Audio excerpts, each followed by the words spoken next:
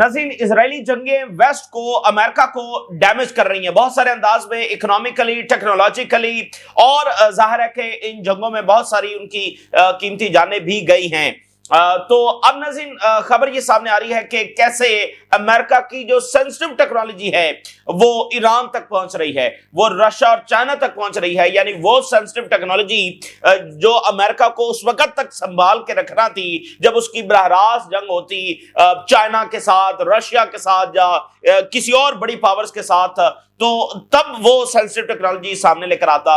जैसे चाइना की टेक्नोलॉजी तो अमेरिका के हाथ में नहीं है, चाइना क्या बनाकर बैठा हुआ है ये अमेरिका को पता नहीं, लेकिन अमेरिका के जो मोस्ट सेंसिटिव जो बॉम्ब्स हैं, जो टेक्नोलॉजी है, वो ईरान के हाथों लग रही है, चाइना को एक्सपोज हो रही है और रशिया के हाथों जो है वो एक्सपोज हो रही है। अब आप देखिए कि दो बड़े वाकयात जब वो पेश आए हैं जिसने अमेरिका को इस वक्त हिला के रख दिया, और अमेरिका के अंदर ये डिबेट बहुत तेज हो गई है कि इजरायली जंगें किस तरह से अमेरिका को डैमेज कर रही हैं।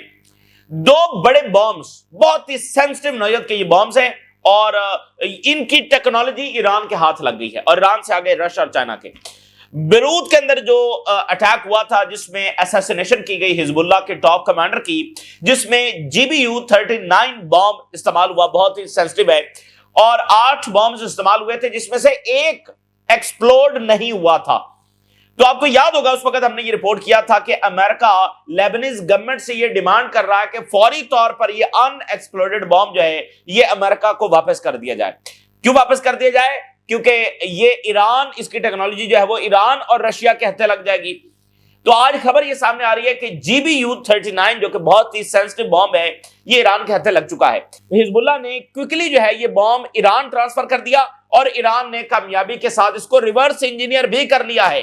ठीक है, ये बहुत बड़ा यानी झटका अमेरिका को लगा है। GBU-39 ईरान के हत्थे लग चुका है, जिस पर अमेरिका पहले ही लेबनीज गवर्नमेंट को कह रहा था कि जल्दी जल्दी ये वापस कर दो, वो हिजबुल्लाह ने ईरान के पास पहुंचा दिया है। दूसरा जो बॉम्ब है GBU-57, ये मदर ऑफ ऑल बॉम्ब्स कहा जाता है।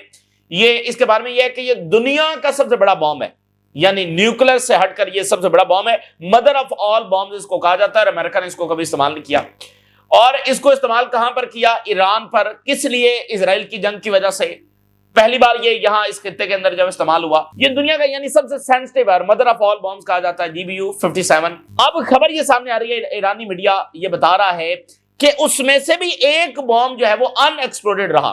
GBU-57 के अंदर भी एक बॉम्ब अनएक्सप्लोडेड रहा, और वो तो गिरा ही ईरान में था। तो ईरान ने कामयाबी के साथ उसको भी रिवर्स इंजीनियर कर लिया है, उसको भी रिवर्स इंजीनियर। दो अमेरिका के सेंसिटिव बॉम्ब्स इजरायली जंगों की वजह से ईरान के हाथ लग गए, और यानी कि रशिया और चाइना और नॉर्थ कोरिया तक अमेरिका की टेक्नोलॉजी जो वो पहुंच चुकी है। तो ये बहुत बड़ा डैमेज है, जहां ये इकोनॉमिकली, जहां इमेज के महाज के ऊपर, जहां दूसरे डायमेंशंस के अंदर नुकसान हो रहा है। तो ये इससे पहले हमने आपको बताया कि कैसे वीटो पावर अब उसका फैसला जब वो होने जा रहा है। पूरा वेस्टर्न ऑर्डर इजरायली जंगों ने हिला दिया। डेफिनेटली उसमें और भी इश्यूज हैं, लेकिन ये बड़ा मेजर इजरायली जंगें, अब देखिए इराक की, शाम की, लिबिया की, बहुत यहां पर ट्रिलियंस ऑफ डॉलर्स इन्होंने खर्च किए हैं, और जो फिर क्रेडिबिलिटी एक्सपोज हुई है, फिर 2 सालों में जो excessive use of force, injustice, hypocrisy और बार बार वीटो इस्तेमाल किया गया, उसके नतीजे आपके सामने हैं। अच्छा, तो ये इस पर हम तफसीली बात करेंगे, ईरान कौन से वेपन्स किस तरह से बना रहा है, और अब जब ईरान अटैक करेगा तो उसके पास किस तरह से मजीद पार होगी, और जो अंडरग्राउंड फैसिलिटीज हैं इजराइल की जिसमें इनकी लीडरशिप बैठी होती है, अब कैसे ईरान जो है वो उसको भी निशाना बना सकता है। तो हिजबुल्लाह ने कहा है हम इस वक्त अपनी पूरी ताकत के अंदर हैं इजराइल से लड़ने के लिए, मतलब हमारे पास ताकत है, ये नहीं कि हमको डैमेज हो गए, कमजोर हो गए, हम पूरी ताकत में हैं, और इजराइल के साथ जब जंग होगी ये सारी दुनिया को हमारी ताकत नजर आएगी। यमन के अंदर सूरत हाल बहुत सेंसिटिव है, और इसकी अब पूरे ऐसे सिग्नल्स आ रहे हैं कि अंसारुल्लाह के ऊपर अटैक होने जा रहा है। ये अब सूरत हाल ऐसी बनती नजर आ रही है। अंसारुल्लाह के ऊपर अटैक होने जा रहा है, जो ग्रुप है जो यमन के अंदर एडवांस कर रहा है, जिसको मिडिल ईस्ट का एक मुल्क जो वो एलिजेंटली सपोर्ट करता है। तो ये सारे मिलकर जब अंसारुल्लाह के ऊपर अटैक करने जा रहे हैं तो वहां पर सूरत हाल बहुत ज्यादा सेंसिटिव है। फतह अल बुरहान सूडान के लीडर जो है वो सऊदी अरेबिया का दौरा करने जा रहे हैं MBS की इन्विटेशन के ऊपर। जो सूडान की जंग है उसने अरब वर्ल्ड को बहुत बुरे तरीके से डिवाइड कर दिया है, और ये बिल्कुल भी अच्छी जंग नहीं है। और सूडान के अंदर जो कुछ हो रहा है इसका जख्म भी जल्दी भरने वाला नहीं है, क्योंकि बहुत ज्यादा मजालिम वहां पर ढाए गए हैं। और फतह अल बुरहान की गवर्नमेंट ने तो एक्यूज किया है कि वहां पर जेनोसाइड हुई है। तो ये जाहिर है कि इसके भी बहुत बुरे कॉन्सिक्वेंसेस हैं, और ये जख्म जल्दी भरने वाला नहीं है। तो जरूरत इस अमर की है कि फिल फॉर जो ब्रुटैलिटी है जो सूडान में हो रही है उसको रुकवाया जाए। और ये ओआईसी के लिए भी अच्छा नहीं है, अरब वर्ल्ड के लिए भी अच्छा नहीं है, एक दूसरे से आपस में लड़ रहे हैं प्रॉक्सी वॉर के जरिए, और ओवरऑल दुनिया के लिए भी अच्छा नहीं है, और सूडान के लिए किसी सूरत ये अच्छा नहीं है। और इजराइल फिर इस तरह की चीजों का फायदा उठाता है। तो एक वक्त में ईरान और सऊदी अरेबिया की सब जंग जारी थी, और अब अरब ममालिक आपस में प्रॉक्सी वॉर लड़ रहे हैं यमन में और सूडान के अंदर। हंगरी ने यह कहा है, हंगरी के प्राइम मिनिस्टर ने कहा है कि यूरोपियन लीडर्स पूरे कॉन्टिनेंट को, पूरे बरे-आज़म यूरोप को रशिया से बरह रास्त जंग में ड्रैग कर रहे हैं। अब ये बातें बड़ी संगीन है। नेटो चीफ कह रहा है रशिया से बरह रास्त जंग की तैयारी करो, जंग जो है वो तुम्हारे दरवाजे पर आ खड़ी है। बरतानिया ने जंग की तैयारी का ऑर्डर कर दिया। फ्रांसीसी आर्मी चीफ कह रहा है फ्रांसीसी अपने बच्चों को तैयार करें रशिया से लड़ने के लिए। ये बड़ी संगीन नौयत की बातें हैं। और आज हंगरी के प्राइम मिनिस्टर जो कि एंटी यूक्रेन वॉर है, तो उन्होंने कहा है कि यूरोपियन लीडर्स पूरे बरे-आज़म को रूस से बरह रास्त जंग की तरफ जब वो ड्रैग कर रहे हैं। अब ये किसी मीडिया एक्सपर्ट के तो बात नहीं है, ये प्राइम मिनिस्टर की बात है। अच्छा जी, सबसे पहले जो ऑस्ट्रेलिया में जो इवेंट हुआ है जिसको पूरी दुनिया ने कंडेम किया, ईरान ने भी कंडेम किया है, अब वहां पर खबर ये आ रही है कि मुसाद ने पार्टिसिपेट कर लिया इन्वेस्टिगेशन में। यानी वो एक पूरा नैरेटिव, मुसाद जो है वो वहां पर इन्वेस्टिगेशन का हिस्सा बन गई है। तो वो ऑलरेडी, अच्छा अब इंटरेस्टिंग बात देखें, इन्वेस्टिगेशन अभी हुई नहीं है, इल्जाम पहले ईरान पर लग चुका है। तो अब ये मुसाद वहां पर जा रही है एक सिंबॉलिक कार्रवाई के लिए, ताकि वो कह सके कि हमने इन्वेस्टिगेशन कर ली है और साबित हो गया कि ईरान इसमें। अच्छा, बहुत सारे जो वेस्टर्न एनालिस्ट हैं वो बिल्कुल इजराइल के इस बयानी को रिजेक्ट कर रहे हैं। वो कह रहे हैं कि ये तो बिल्कुल नॉनसेंस है, भाई ईरान कैसे ऑस्ट्रेलिया में जाकर ये काम करवाएगा? ऑस्ट्रेलिया का क्या ताल्लुक ईरान से? यानी ऑस्ट्रेलिया जिसने रिसेंटली फलस्तीनी रियासत को तस्लीम किया है, ईरान उस पर क्यों अटैक करवाएगा? उसके मुल्क में जाकर ये करवाएगा। और ऑस्ट्रेलिया एक ऐसा कंट्री है जो कभी ईरान पर हमले में इन्वॉल्व नहीं हुआ, जो कभी हिजबुल्लाह पर, लेबनान पर हमले में इन्वॉल्व नहीं हुआ। फलस्तीनी रियासत को उसने रिसेंटली जब तस्लीम कर लिया है, तो ईरान वहां पर जाकर ये किस तनाजुर में करवाना चाहेगा? और ऑस्ट्रेलिया जो है वो किसी ऐसी ईरान के खिलाफ जियोपॉलिटिकल जो कशमकश है उसमें भी एक्टिवली इन्वॉल्व नहीं है। किधर ऑस्ट्रेलिया है, किधर ईरान है? ईरान का क्या ताल्लुक है ऑस्ट्रेलिया से? और ईरान किसी भी मुल्क में ये क्यों करवाएगा? ईरान तो खुद एक बैटल लड़ रहा है अपने इमेज को बेहतर करने की, जिसको इजराइल डैमेज करता रहता है। तो वेस्ट के अंदर अपने इमेज को उस तरह से बेहतर करने के लिए, यानी जो एक ईरान को जैसे एक डेमोनाइज किया जाता है इजराइल की तरफ से, तो वो अमेरिकन के साथ बैठकर मुज़ाकरात कर रहे हैं, यूरोपियंस के साथ वो बातचीत करने में इंटरेस्टेड हैं। एक इतना वो बिला वजह का सिविलियंस के ऊपर जाकर ईरान को इससे क्या हासिल हो जाएगा?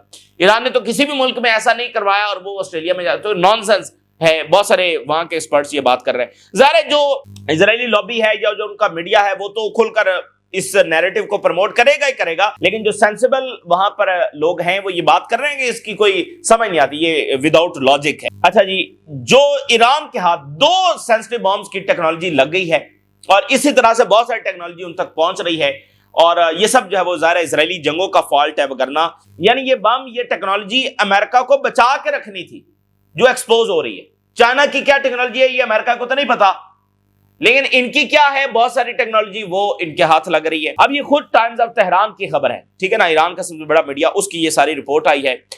वो कह रहे हैं कि Iran gaining access to technology of American advance GBU bombs, क्योंकि ये जीबीयू पूरी सीरीज है, तो जीबीयू जो सेंसिटिव, इंतहाई सेंसिटिव बॉम्ब्स हैं, इसकी टेक्नोलॉजी तक ईरान एक्सेस हासिल कर रहा है। पहला जो बेरूत में अटैक हुआ, बेरूत के अंदर जीबीयू 39 ये बॉम्ब जब इस्तेमाल हुआ हिजबुल्लाह के लीडर को असैसिनेट करने के लिए, तो हिजबुल्लाह का जो सिक्योरिटी यूनिट है वो इमीडिएटली हरकत के अंदर आया और उसने क्या किया, उसने इसके फोटोग्राफ खींचे, फोटोग्राफ्स लिए इस बॉम्ब के, इसको डिफ्यूज किया और इसके जो एसेंशियल इलेक्ट्रॉनिक कंपोनेंट्स हैं वो ईरान भिजवा दिए।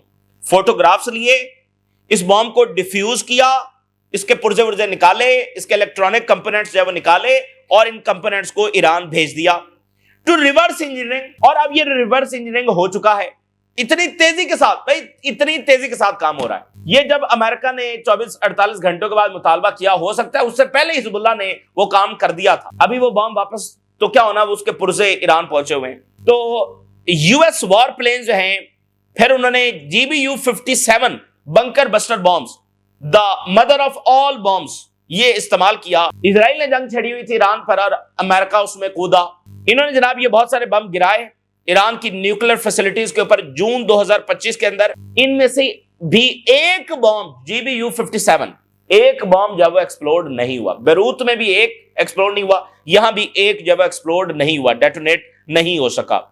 तो ये तो फिर गिरा ही ईरान में था, तो ईरान के हत्थे लग गया। तो ईरान ने जो है वो उसके फौरी बाद इसकी रिवर्स इंजीनियरिंग जब शुरू कर दी। सो सोर्सेज कंफर्म्ड कि ईरान जो है वो उसने सक्सेसफुली इसको रिवर्स इंजीनियरिंग कर लिया है टू दिस जायंट म्यूनिशन। इस बहुत बड़े बॉम्ब को भी रिवर्स इंजीनियरिंग ईरान की जानब से कर ली गई है और ईरान ने रिपोर्टेडली रेप्लिकेट कर दिया है GBU-57 को। अलबत्ता इसमें एक चीज ये है कि चूंकि ये बहुत बड़ा बम है, यानी इसमें एक्सप्लोसिव बहुत ज्यादा होती है, तो अब देखना ये जो B-52 बॉम्बर्स हैं वो इसको कैरी करते हैं, ठीक है। इसको कैरी करना भी तो आसान काम नहीं है ना। तो इस बॉम्ब को उन्होंने बना लिया है, इसके रिवर्स इंजीनियरिंग पर काम हो रहा है, बहुत हद तक हो गया है। तो इसको वो वाइड स्प्रेड यूज नहीं कर सकते, खुद अमेरिका भी नहीं कर सकता। ये बॉम्ब इस नौयत का है, mother of all bombs.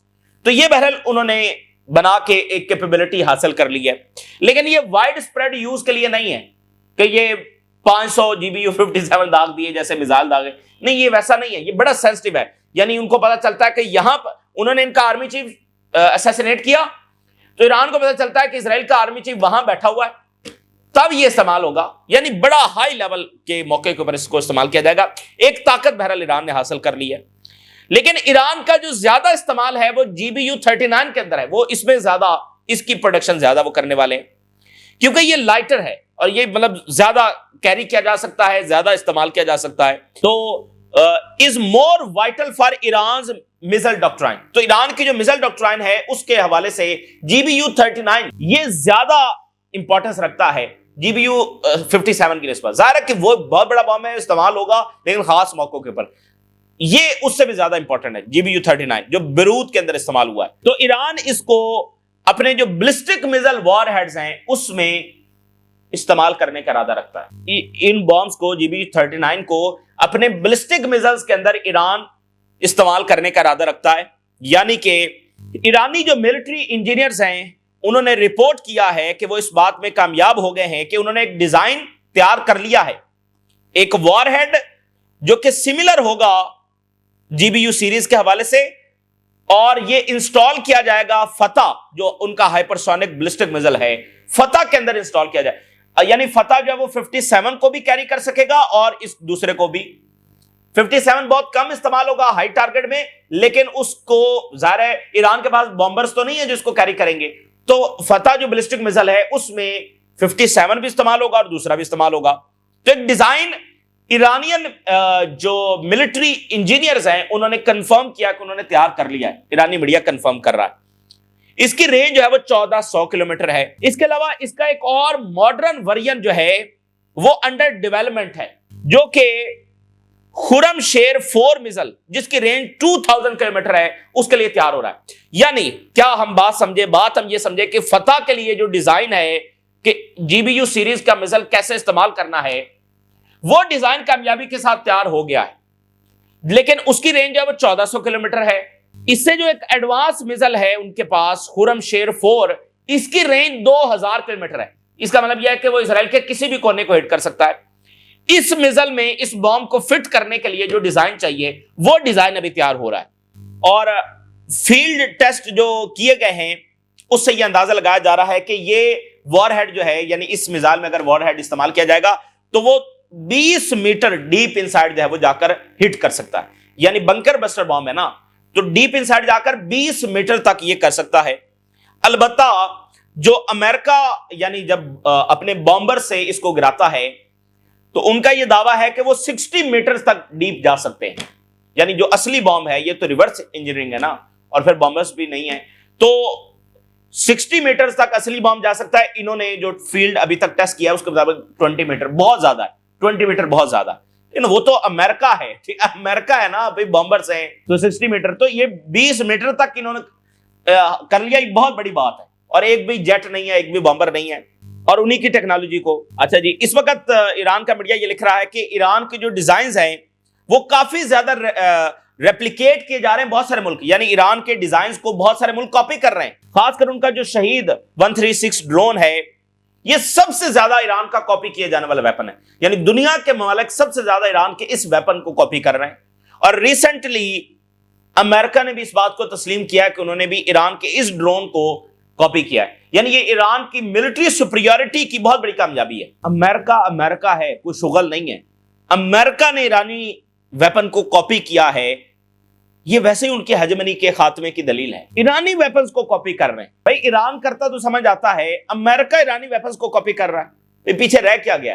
Iran ने एक और ड्रोन को रिवर्स इंजीनियर किया था जो कि साइबर वॉरफेयर में 2021 में ईरानियन टेरिटरी पर गिरा था, उसको भी ईरान रिवर्स इंजीनियर जब वो कर चुका है। तो बहरहाल ये अब एक बड़ी कामयाबी है जो ईरान, और ये ईरान से होती हुई technology Russia, China, north Korea वहां तक पहुंची हुई है।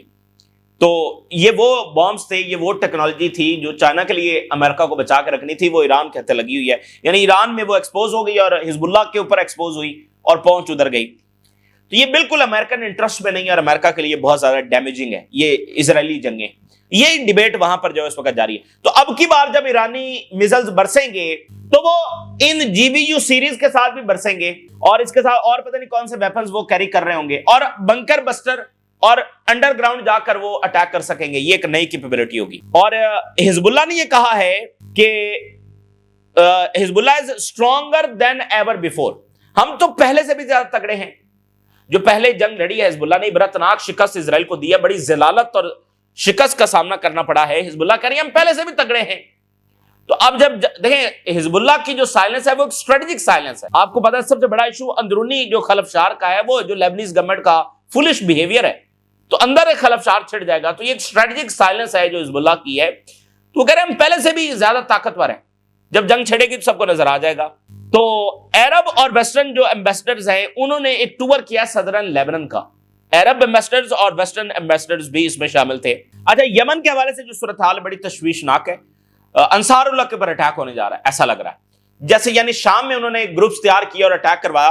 तो ये अंसारुल्लाह के ऊपर, चूंकि अंसारुल्लाह भी तो देखें, यहां पर एक इशू हमेशा डिस्कस होता रहता है कि भाई इजराइल और क्या जो मिडिल ईस्ट के पार्टनर्स हैं वो एक पेज पर हैं। मिसाल के तौर पे हिजबुल्लाह है, तो हिजबुल्लाह को तबाह तो मिडिल ईस्ट के मुल्क भी करना चाहते हैं, खत्म करना चाहते हैं। यमन के साथ तो बाकायदा अरब्स ने आकर जंगें लड़ी हैं। तो इजराइल के इंटरेस्ट में भी है हिजबुल्लाह को खत्म किया जाए और यमन को खत्म किया जाए, अंसारुल्लाह को। तो क्या ये यहां पर मिडिल ईस्ट और इजराइल एक ही पेज पर हैं?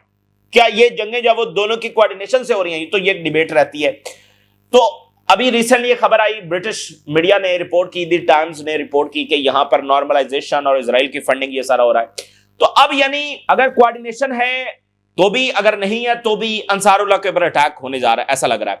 अब आप देखिए जो यमन में जो दूसरे ग्रुप्स हैं वो ये कह रहे हैं फोर्सेस जो है वो रेडीनेस है to participate in any military operation to liberate the northern areas from control of the Ansarullah. हम यमन को आजाद करवाने जा रहे हैं अंसारुल्लाह से। यानी आप देखिए, अगर डिग्निटी किसी के पास है तो अंसारुल्लाह के पास है, जिन्होंने मजलूमों का साथ दिया है। ये तो नहीं लड़े हैं ना, लड़ा तो यमन है, अंसारुल्लाह लड़ाए हैं, ये तो नहीं लड़े हैं। तो कहते हैं उनसे आजाद, अच्छा जी आजाद हो जाएं। फिर ये जो एसटीसी है जिसने अभी आगे वो बढ़ा है और यूएई बैक्ड है एलिजेडली, इसने अनाउंस किया है कि ये अलकायदा के खिलाफ जो ऑपरेशन शुरू कर रहा है अभियान गवर्नेट के अंदर। ये जो अभियान गवर्नेट है ये बिल्कुल, यानी नॉर्थ और साउथ यमन है ना, तो नॉर्थ जो है वो अंसारुल्लाह के पास है और साउथ जो है वो इन ग्रुप्स के पास है। तो अभियान गवर्नेट जो है वो बिल्कुल वो बॉर्डर गवर्नेट है जहां से यानी आगे अंसारुल्लाह का एरिया शुरू हो जाता है। तो इस अभियान गवर्नेट में एसटीसी ये कह रहा है कि हमने अलकायदा के खिलाफ ऑपरेशन शुरू कर दी। तो ये पूरी तैयारी वहां पर नजर आ रही है। और ईरान की स्टेटमेंट जारी हुई है। ईरान ने कहा है कि हमें बड़ा कंसर्न है जो कुछ यमन के अंदर हो रहा है, क्योंकि इसका फायदा ना यमन को होगा, ना रीजन को होगा, ना किसी और को होगा। ये एक सिविल वॉर का एक नया चैप्टर होगा, मजीद लोग वहां पर मारे जाएंगे और इसराइल बैठकर तमाशा देखेगा। तो सदर्न प्रोविंसेस के अंदर जो इस वक्त मिलिट्री इवेंट्स हो रहे हैं हम उस पर कंसर्न है, और सिचुएशन इन यमन जो है वो काफी अलार्मिंग है for many countries in the region के लिए। और ये इजरायली पॉलिसीज है, part of the Israeli policy है जो पूरे रीजन को डिसमेंटल करना चाहता है, डिवाइड करना चाहता है, उनको टुकड़ों में तकसीम करना चाहता है। टेंशंस जो मिलिट्री मूवमेंट्स की बढ़ रही हैं यमन में, ये पॉसिबिलिटी ऑफ डिस्टर्बिंग इवेंट्स आगे हो सकते हैं, फर्दर कॉम्प्लिकेट कर देगा जो ऑलरेडी कम्प्लेक्स सूरत हाल है। उन्होंने इसको डिस्क्राइब किया है कि ये कैसी बैरूनी ताकतों की स्ट्रेटजी है जो मिडिल ईस्ट के तमाम मुल्कों को टुकड़ों में तकसीम कर देना चाहते हैं। अगर आप मैप के ऊपर देखें तो ये जो ऑरेंज कलर का एरिया यानी जो सना है ये अंसारुल्लाह के पास है, जो लाइनिंग वाला एरिया ये कंटेस्टेड एरिया यानी ये किसी के कंट्रोल में नहीं है, इधर उधर तो ये किसी कंट्रोल में नहीं है। जो दूसरा व्हाइट वाला है ये बाकी ग्रुप्स के कंट्रोल में है, एसटीसी, सऊदी बैक ग्रुप्स, और इसी एरिया में बाकी जो गवर्नमेंट है वो कायम है। तो ये अंसारुल्लाह के एरिया में किसी भी वक्त ये अटैक जो वो हो सकता है। इसके काफी ज्यादा यानी मुझे लगता है कि इसके काफी ज्यादा चांसेस हैं, बहुत ज्यादा इसके खतरात हैं। अच्छा, इसी दरमियान एमबीएस के इन्विटेशन के ऊपर फतह अल बुरहान जो है वो आज सऊदी अरेबिया पहुंच रहे हैं ऑफिशियल विजिट के ऊपर। ये बहुत जरूरी है कि सूडान की जंग को रुकवाया जाए। फतह अल बुरहान को सऊदी अरेबिया सपोर्ट करता है और जो दूसरा हमीती है उसको यूई जो है वो सपोर्ट करता है। तो अब ये अरब वर्ल्ड आपस में प्रॉक्सी वॉर सूडान में लड़ रही है जो किसी के लिए अच्छा नहीं है। और फिर बाकी पावर्स यूरोप इन्वॉल्व है, अमेरिका भी, रशिया भी, तो सब बात तो कर रहे हैं कि सीज फायर होना चाहिए लेकिन हो नहीं रहा है। आज आ रहे हैं, हो सकता है कोई इसमें ब्रेक थ्रू जो हो जाए। और हंगरी ये कह रहा है कि European leaders are seeking to drag the entire continent to war with Russia. देखिए मामूली बातें नहीं है, आलमी जंगें इन्होंने लड़ी हैं, एक बार फिर आलमी जंग की तरफ ये बढ़ रहे हैं। और यूरोप को अगर देखें तो उनको सूट नहीं करता है। तब तो वो सुपर पावर थे और जंगों की वजह से तबाह हो गए, अब फिर एक जंग लड़ेंगे तो पीछे बचेगा क्या। अगर रशिया जीत भी गया तो आगे बढ़ना चाहिए, रिकंस्ट्रक्शन की तरफ जाना चाहिए, अपनी ताकत बढ़ाएं, व्हाटएवर जो भी करें, लेकिन एक और जंग तो इनके मफाद में नहीं है, ठीक है ना, बिल्कुल यूरोप के मफाद में नहीं है। लेकिन अब हंगरी कह रहा है कि भाई ये तो आगे जंग की, और खुद वो स्टेटमेंट जारी कर रहे हैं, नेटो चीफ और ये वो। तो बहरहाल ये इस वक्त की काफी संगीन सूरत हाल है जो आपके साथ शेयर की। आपने राय जरूर आगा करें। इजाजत दीजिए, अल्लाह हाफिज।